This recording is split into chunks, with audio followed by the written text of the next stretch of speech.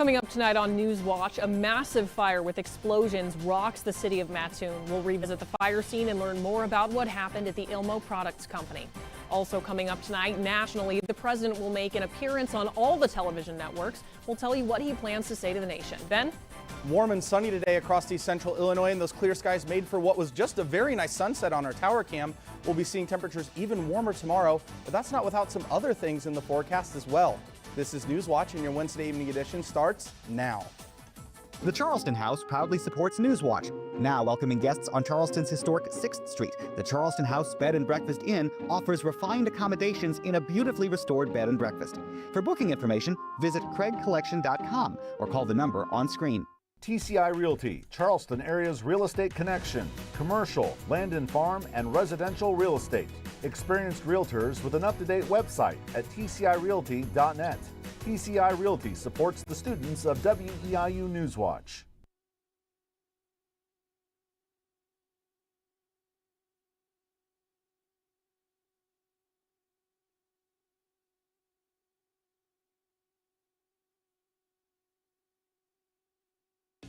Alamo Steakhouse and Saloon. Whatever the occasion, it's an environment for an evening of dining, conversation, and cocktails. Whatever your needs, our staff is ready. Alamo Steakhouse and Saloon, located at the Cross County Mall, Mattoon.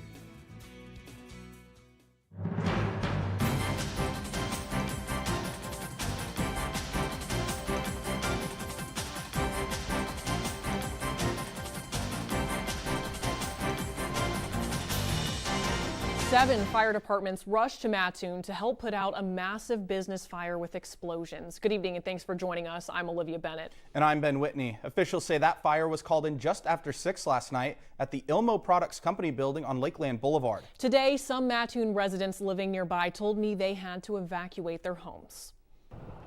I heard the noise. It sounded like someone was bombing us, and I thought, oh, surely we're not being bombed, Linda Carroll and her husband looked outside to see smoke and flames engulfing the building just down the street from their home. Wow, so this is it right here? Yeah, that's it right there. You are so close. Yeah. Little fireman came to the door and said we needed to go because these tanks were exploding and they could come right through the roof. Newswatch was on the scene last night where retired firefighter Mike Romine told us what he saw. So pretty much when I got here, it looked like the building was on the ground. What we're looking at right now is what remains of last night's fire. And though the damage is significant, Mattoon Fire Chief Jeff Hilligoss says everyone left with the most important thing, their lives. Thank goodness, somebody was watching over us. Super proud of them. Ilmo Products is a welding supply company, and Hilligoss says they carried several gas tanks, including anhydrous ammonia. What could the potential damage have looked like based on the amount of gas that was available here? A whole lot worse. This facility used to be in town, where if this fire would have occurred while they were in town, would have been completely different. Newswatch saw the state fire marshal at the scene today investigating, and when we asked if they've determined a cause for the fire, Hilligoss told us, no, it's still under investigation. We're still collecting different, camera views from different facilities around. Hilligoss says no one was hurt while tending to the fire. He says Mattoon firefighters struggled to get enough water from nearby sources, so neighboring departments brought in supplies. Ilmo released a statement on their Facebook page thanking firefighters for their help. All surrounding roads have been reopened to the public.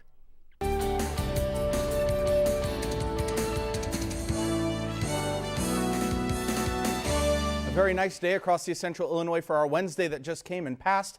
Beautiful clear skies over Charleston. And these warmer temperatures started to melt off some of that snow that we accumulated here over the past weekend. High temperatures today up into the mid 40s for some of us.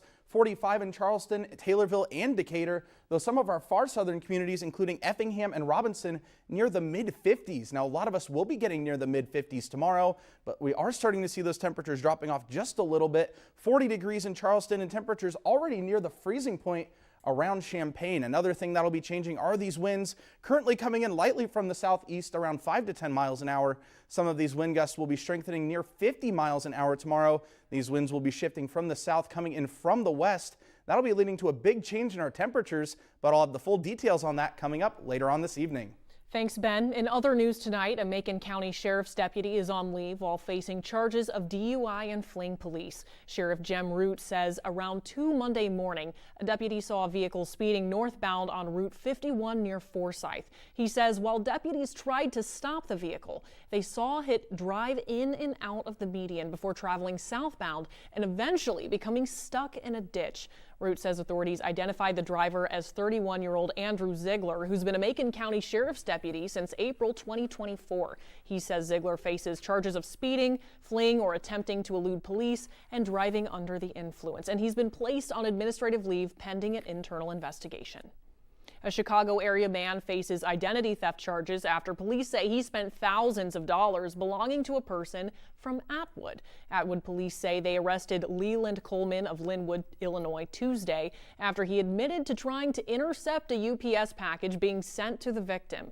They say a UPS driver reported a similar interception late last month, that time targeting a package containing the victim's debit card. Investigators say they ultimately learned someone had obtained the victim's bank information months ago and spent thousands of dollars in Champaign, Chicago, and locations in Indiana. Police say Coleman was arrested and taken to the Douglas County Sheriff's Office. A Terre Haute man is in jail charged with murdering his own mother. Police say they were called to a home on South 4th Street on Tuesday, where they found 64-year-old Renat Whitlock dead. They say investigators identified Mrs. Whitlock's son, Lamar Whitlock, as the primary suspect in her death. Police say they arrested Lamar Whitlock, and they say he cooperated with investigators and gave a statement about the incident. Authorities say he's charged with murder and burglary. If you play the lottery, Mega Millions officials are warning people about a new scam popping up online. They say scammers are using the Mega Millions logo to create a special drawing that doesn't actually exist. They target victims by getting them to buy tickets for the fake drawing or even contact victims to say they've already won a large prize. Officials say that no real lottery would ever ask you to put up your own money to claim a prize. They also say to watch out for links posted on social media and to always go to the official lottery site to verify drawings. A deadline is extended for Illinois residents needing to make an important health decision. Residents will now have until December 31st to enroll in the Get Covered Illinois Health Insurance Plan that starts January 1st. This is the first time the plan is operating as a state-based marketplace independent from the federally run healthcare.gov. To explore plans, apply for financial help, and enroll, visit Get Covered Illinois website. Free enrollment support is available in person, by phone, or with a certified broker. Some help might be on the way for seniors struggling to pay property taxes. Governor J.B. Pritzker recently signed a legislation expanding the senior citizens real estate tax deferral program. The governor says the new law allows more seniors to qualify for tax deferral and stay current on their property taxes. To qualify, homeowners must be 65 or older, own and live in the primary residence, and have no outstanding property taxes. Eligible seniors may defer up to $7,500 a year. The deadline to apply is March 1st, and applications can be found at the county collector's offices. Governor J.B. Pritzker signs a bill into law that will help fund public transit in Illinois. The legislation will raise $1.5 billion annually. Capital News Illinois reports most of the funding will go to the Chicago area and prevent service cuts to the CTA, Metra, and PACE. $860 million of that will come from the state's existing sales tax on motor fuel purchases, and another $200 million comes from the interest generated from the road fund. Downstate transit agencies will also have their funding increased by $129 million annually to help with their challenges. We didn't just save CTA. We didn't just save Metra and PACE. We saved transit in every single county, every single region, and every single community in the state of Illinois. The law also replaces the Regional Transportation Authority with the Northern Illinois Transit Authority. NITA will have the ability to create a universal fare system and coordinate scheduling between the agencies in the city and suburbs. Senator Chapin Rose opposes the plan, saying downstate taxpayers are already stretched thin. Now they're being forced to pay more so Chicago can avoid dealing with its own financial mismanagement. Ooh, you know what, Ben? It sounds like we might be running out of time to build that winter snowman. Temperatures continue to rise while the snow continues to melt. I'll have more on this pleasant warm-up coming up. For the people you know and the stories you didn't, join us for This Is Our Story. Every week, we'll be revisiting the stories told in WEIU's This Is Our Story series. We'll hear about the past and the present, the big and the small, the people and the places that make the communities in our area the wonderful places they are. That's This Is Our Story, Thursday at 7 on WEIU.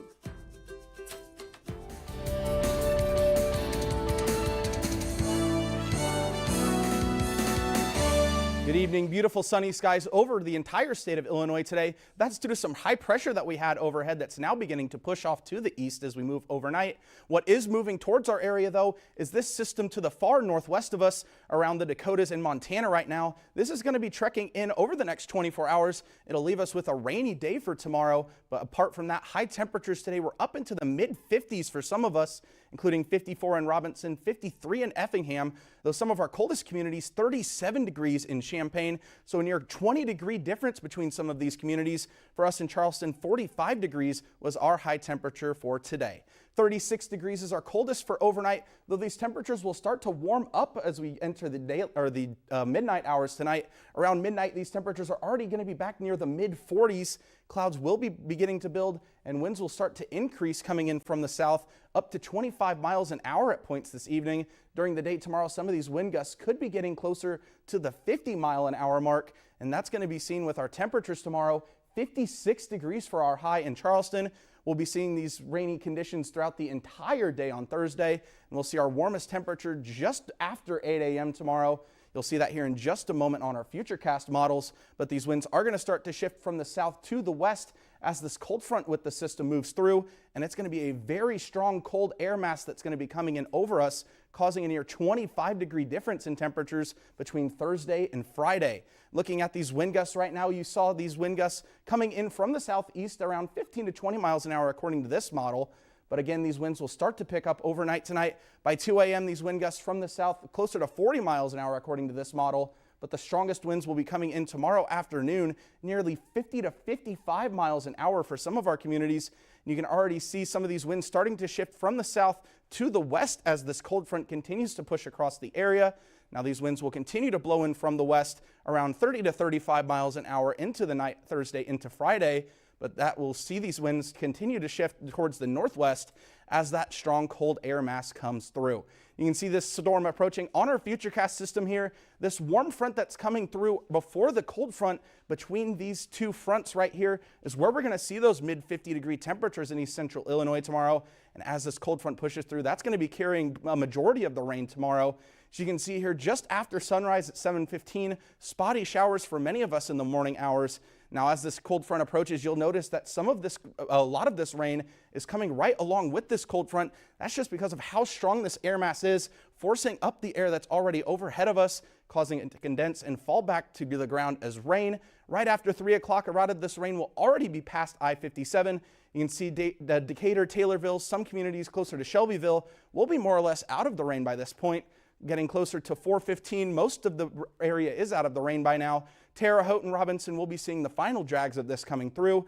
Now, overnight Thursday and into Friday, we are expecting to still see some spotty showers, though as this cold front and the cold air moves in, our upper atmosphere could support the chance to see some flurries overnight into Friday. Now, this won't be sticking to the ground, or nor will it really be accumulating. The one thing that will be accumulating are these rain totals, though, around ½ an inch for many of us for tomorrow.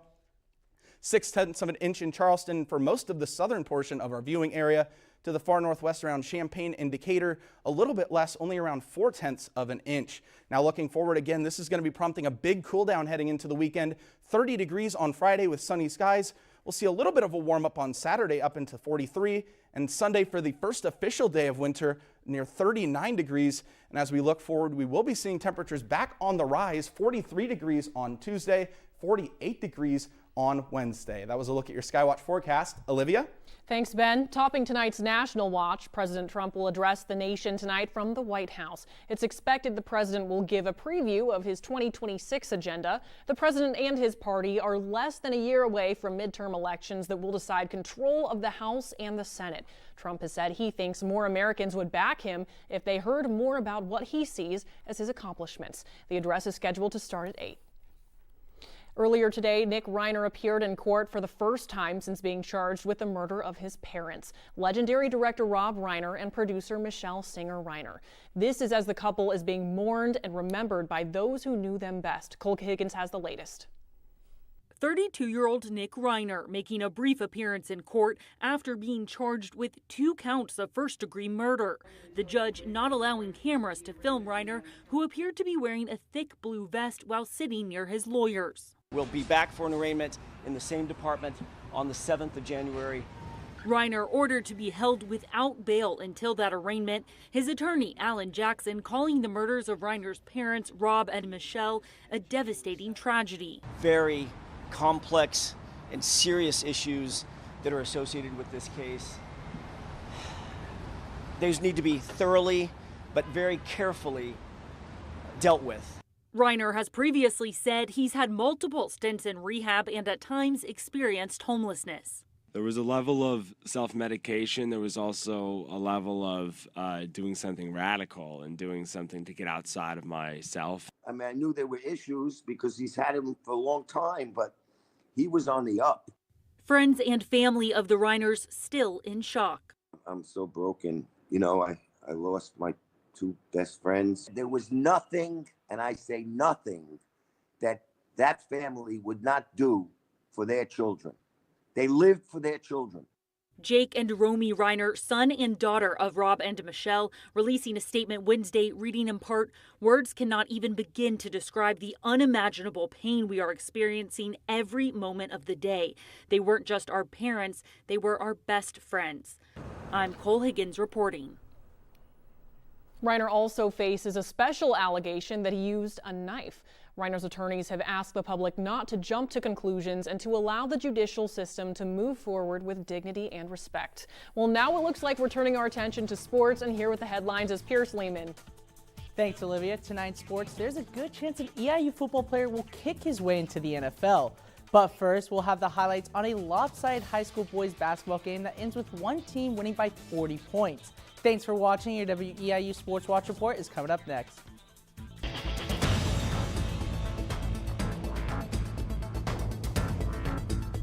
The holidays are here, and so is respiratory illness season, with 3 influenza viruses circulating in the U.S., the new variant subclade K driving most infections. And we're seeing a lot of influenza cases increasing across the country, and that's a trend that we're sure will continue into the new year. Andrew Pakosh with Johns Hopkins Bloomberg School of Public Health says the U.S. will likely see a pretty severe influenza season. Some states are already seeing high levels of the virus, but he says the new variant makes it likely for every state to have high flu case numbers in the next 2 to 3 months. Whether we're simply seeing more cases because this clade K influenza virus is evading immunity and therefore more people are susceptible to infection, or if it's really causing more severe disease on a case-by-case basis. Meanwhile, Pakosh says numbers of COVID-19 cases are nowhere near what we've seen in prior years,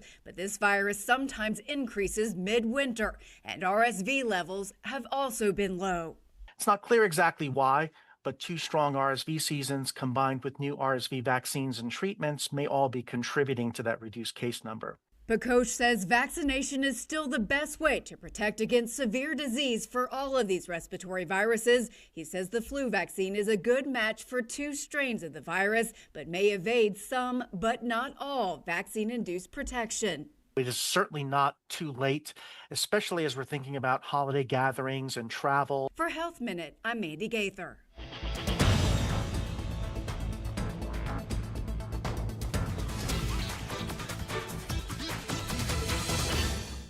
We start the night with a struggling Charleston High School boys basketball team as they take on Tolona Unity for the 2nd year in a row. In the top of this one, Tolono Unity looks to take control early, and that's exactly what they do as Dane Inzenminger takes the pass and drains it from 3. Now the Trojans are down 16-0 in the first quarter, winding down. Alex Matheny grabs the ball and he sends the 3 up with a defender in space and absolutely buries it. Charleston's on the fast breaks. Braxton Hanner runs under the net and finds Russell Applegate, and he lays it in for the easy 2-pointer. But this is where things get out of hand for CHS, as Mason O'Neill sinks in a 3, extending Tolono Unity's lead by 38. Despite being down that much, the Trojans aren't giving up yet. Rowan Walters is wide open past the 3-point line, and it's nothing but net. But it just wasn't enough for CHS as they fall 81-42 against the Rockets. Defense. We played pretty solid defense all year, and then we give up 81 or whatever tonight. That can't happen. I know they're hitting some tough shots. That's a really good team, as I said, but we can't be giving up 81 points in a game. Following the loss, the Trojans dropped to 2-7 and are now riding a 3-game losing streak. Up next, the Trojans step back into conference play, traveling to Mount Zion on Friday. Now let's take a look at some other high school scores from Tuesday's slate of games. The undefeated Tuscola Warriors still haven't lost a game this season, taking down Heritage 72-36 and improving to 8-0. As for Mattoon, they weren't as lucky, falling to Marion 69-62 and dropping to 3-5 on the season. Teutopolis wins over Effingham 58-41, improving to 6-2, while the Flaming Hearts dropped to 3-5. And finally, Casey Westfield is ranked number 4 in Class 1A and improves to 6-0 after defeating Neoga 59-43.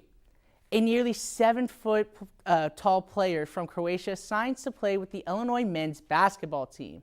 An athletic spokesperson says forward Tony Bilic is not expected to play in any games this season, but will practice with the team and focus on strength training. Bilic joins Illinois after playing 3 seasons with the Croatian Basketball League, where in his last 8 games he averaged 3 points and 1.5 rebounds while shooting 58% from the field. Bilic has also represented Croatia as a starter for the FIBA European Championships. Illinois will be in action again on Monday when they play Missouri for the annual bragging rights game. An Eastern Illinois football player is getting some national attention, not for running or throwing, but kicking. Panthers punter Mason Miller is named an honorable mention All-American by the Associated Press. Miller is ranked fourth in the NCAA for punting average with a little over 47 yards per punt. That breaks the previous school record of over 44 set by Kevin Cook during the 2007 season. Miller was also named the OVC Big South Special Teams Player of the Year and a first-team all-conference selection at punter. Finally tonight, the Chicago Cubs signed left-handed pitcher Caleb Thielbar to a 1-year contract. Thielbar was a key reliever during the 2025 season, recording a 2.64 ERA in 67 appearances. That's all for sports. Ben, Olivia, back to you. That's Illinois weather for you. We're back up in the 50s tomorrow, but for how long? I'll recap conditions in Mattoon, Marshall, Mahomet, and all the area next. But first, the Queen of Christmas is dethroned by an 80s icon, and we'll have the details in tonight's parting story. Thanks for watching. This is Newswatch on WEIU. Hi, I'm Everett Lau, an Eastern Illinois University graduate from the class of 2021. As an Edgar County farm kid, I grew up with a childhood dream of becoming a broadcast meteorologist. I spent a lot of time in the WEIU studio during my 4 years in college, and that's how I got to this studio, WTHI TV in Terre Haute, Indiana. WEIU prepared me for long nights of tracking thunderstorms, fine-tuning details of approaching winter storms, and how to be a broadcaster in general, whether it was weather, news, or even sports. I needed WEIU to achieve my dream, and now WEIU needs me and you to help carry out its mission of setting up students for success. Please consider making a financial gift to support WEIU so the station and its dedicated staff can continue operating this outstanding training ground for aspiring broadcasters, journalists, and scientists. Your gift can allow local students like me provide local programming for our local communities. Learn more at weiu.net or by calling the station. Thanks for watching. Finally on this Wednesday, the Queen of Christmas has been dethroned. Mariah Carey's holiday song, All I Want for Christmas, is apparently not Mariah because she has been dropped from the top of the Billboard's Global 200 for the first time since 2020. The song has been replaced on the chart by, take a guess, Wham's 40-year-old song, Last Christmas. The estate of the late Wham member George Michael says it's a testament to a brilliant song that embodies the very sound of Christmas. Meanwhile, All I Want for Christmas Is You still tops the U.S. charts. Temperatures are dropping out too, and it sounds like we'll be back in the 40s today with conditions even warmer tomorrow. Ben Whitney is back with a final check of the Skywatch forecast. Overnight tonight, we will see temperatures down, getting closer to the freezing point, 36 for our lowest point. We'll start to see temperatures warming up overnight and towards the morning hours tomorrow. 56 degrees for our high for Thursday. We'll start out with some spotty showers in the morning hours, picking up more widespread and heavier towards the afternoon and early evening hours. You could see the possibility of some more scattered showers overnight Thursday and into Friday.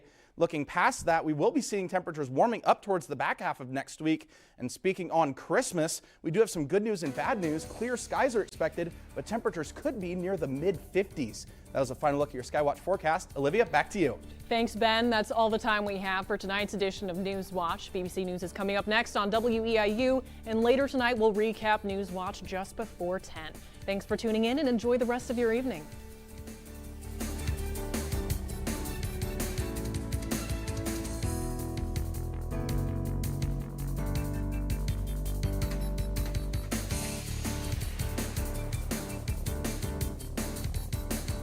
The Charleston House proudly supports Newswatch. Now welcoming guests on Charleston's historic 6th Street, the Charleston House Bed and Breakfast Inn offers refined accommodations in a beautifully restored bed and breakfast.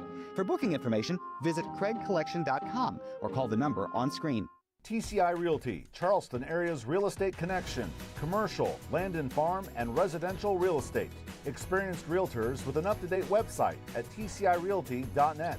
TCI Realty supports the students of WEIU Newswatch.